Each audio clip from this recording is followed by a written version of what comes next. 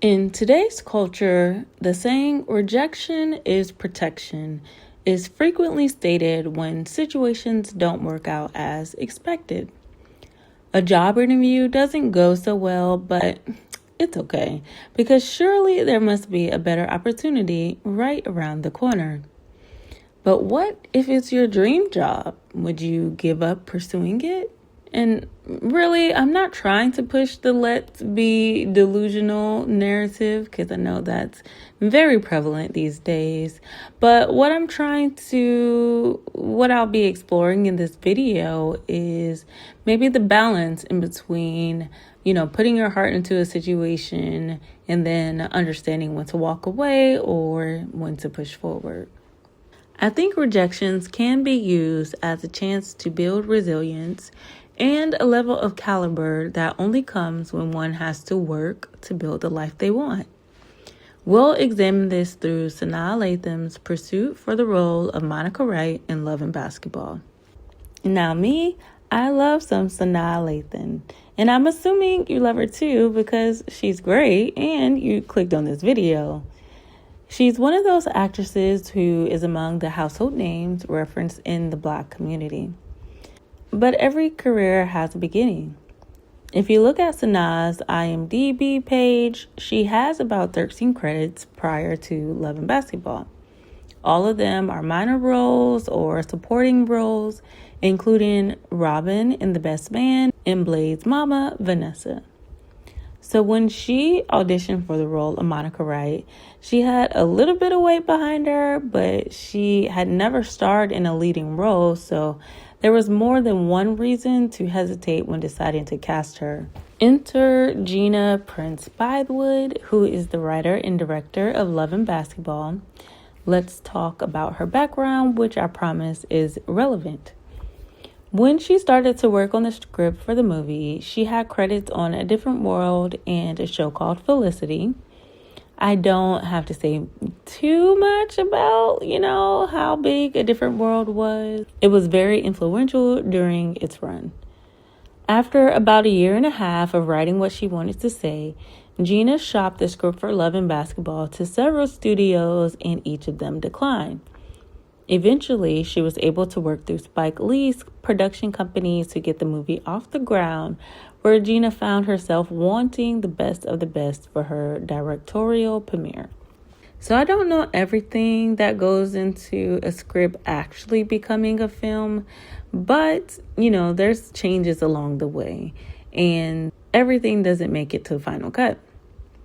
So originally, someone else was supposed to play the character of Monica, but this was actually before deals were signed and everything like that. So for one reason or another, Sanaa stood in for that individual during a table read, and when production actually started, that person wasn't available to film. So Gina wanted to have a basketball player be cast in the role of Monica Wright, but she could not forget Sanaa's table reading all those years ago, so she brought her in, but it was more so to have her kind of just waiting in the wings until Gina found that ball player.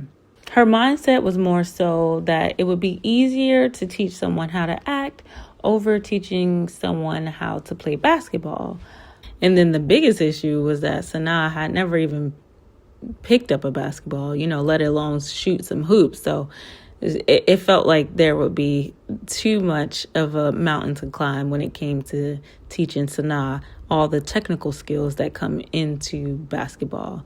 After competing for several months against various basketball players, working with the basketball coach, feeling emotionally drained from still not being accepted for the character, and even her family and friends telling her to cut her losses, Sanaa had a conversation with a mentor who encouraged her to reframe, change your mindset, see this as a different opportunity, and that allowed for Sanaa to release herself from the outcome. She viewed training as an opportunity to get exercise, and she saw that time as a way to stay connected with her passion of acting. Obviously, she got the role, but She later described feeling miserable on set because, despite her theater background, even her overall skills of acting were doubted through filming. And she was great, but the thing is she had never played ball. She hadn't even picked up a basketball in her life. So we actually put her with a professional basketball coach. Spike was telling me, you gotta go with a real ball player. So that was in my ear constantly. And then, he said, if you go with Sanaa, because he saw her tape, her basketball tape. And he was like, your movie's doomed if I go with her. And to have that in your ear, you start second guessing yourself. And I think it took a month, and we're friends now, but Sanaa said it was just emotionally abusive because she's doing all this work with no guarantee of a part. I knew her acting was good, but I was paranoid about her basketball, and I didn't know I made the right decision. Being meticulous matters, especially being Black. One can hope to make something so great that they get another opportunity to create and advance their career, but realistically, it's only that one shot.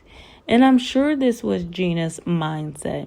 She was trying to prove herself and her level of work, hoping that this would be the project to launch her into being a well-known director. So it really mattered to her, coming from a basketball background as a player, that the Monica that she had created actually showed respect to her craft, to her skill as a player, and could act and could get across all these different emotional scenes that were in the movie. So Sanaa shows up every day to do her job and gives great performances. She grinds through the skepticism. She doesn't give up or start to think that she's better than the process. I'm sure in a way this pushed her to bring even more to the character. Like when Monica has to sit out during her high school championship game, you as the audience feel the frustration of her pressure to perform, of her missing her shot to get into a college and continue to play the game. Like you feel all that weight of not being able to get the job done. When she enters into the prom and she's just nervous because she's not comfortable being in her body in this way, like having a dress on and being more traditionally feminine. You see how Sanaa is able to convey being uncomfortable. She did a phenomenal job. It wasn't until editing that Gina finally comes around and gives credit to Sanaa's hard work and passion. And I think kind of in this situation of pressure created a diamond, and we as an audience get to joy in the character of Monica Wright. A quick recap of the reviews on IMDb. They are giving a lot of props to both Omar Epps and to Sanaa Lathan, but more of it is just raving about how she brings the character to screen. Overall, Sanaa is given props for her emotional and riveting role. Some reviews even made it clear that they were a man and they enjoyed this movie, so it's just well liked by many people. I remember getting a publicist and for Love and Basketball, and she was like, well, what are your next movies? What movies do you have lined up? And I said, I don't. And she said, I've never represented any actor who has starred in a studio movie that hasn't had at least two pictures left lined up. There were times when, I didn't work for a year. Unfortunately, I don't get to tie a nice bow on this video that shows the growth of Sanaa's career rocketing after this debut. So here is where we circle back to rejection being protection, and I'm going to discuss both sides of the coin. As Sanaa Lathan stated, there was a historical trend in Hollywood where if an actor or actress stars in a movie as the leading character, there are a number of projects that are offered because they are the next big thing, and studios want to cash in on this new buzz. Think Kirsten Dunst after Bring It On, which also premiered in 2000. Kirsten then goes on to film 4 other films that came out in 2001, and then she's featured in Spider-Man in 2002, which was a global film. So when I say that Hollywood has a long-standing issue with recognizing the excellence of the Black artist, it shouldn't come as a shock.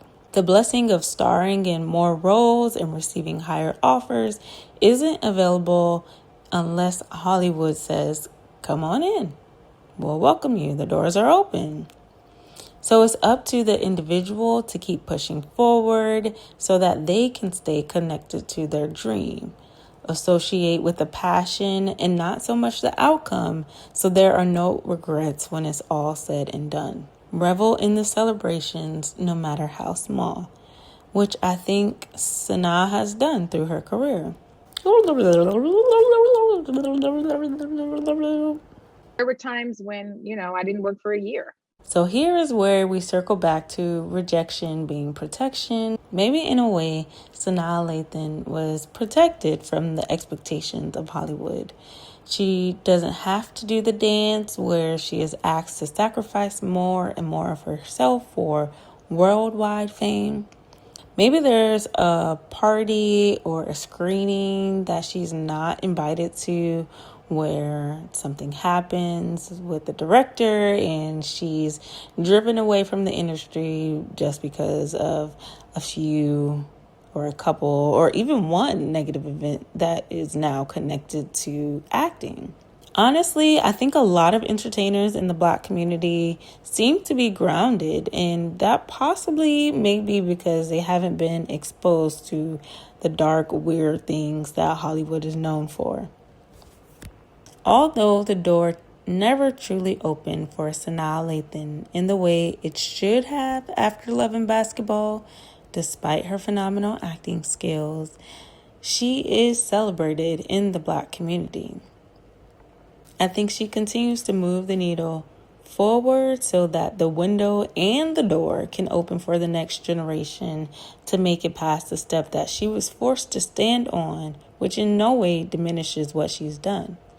I'm honored to make this video in celebration of one of my favorite movies and of an actress that I adore. Sound off in the comments what your thoughts are on Sanaa Lathan's depiction in Love and Basketball and her career in general. Let's give her the flowers that she deserves. If you enjoyed this Rewatch Rewind with me, please make sure to subscribe to the channel. I appreciate you so much for watching this video until the end. Thanks for stopping by.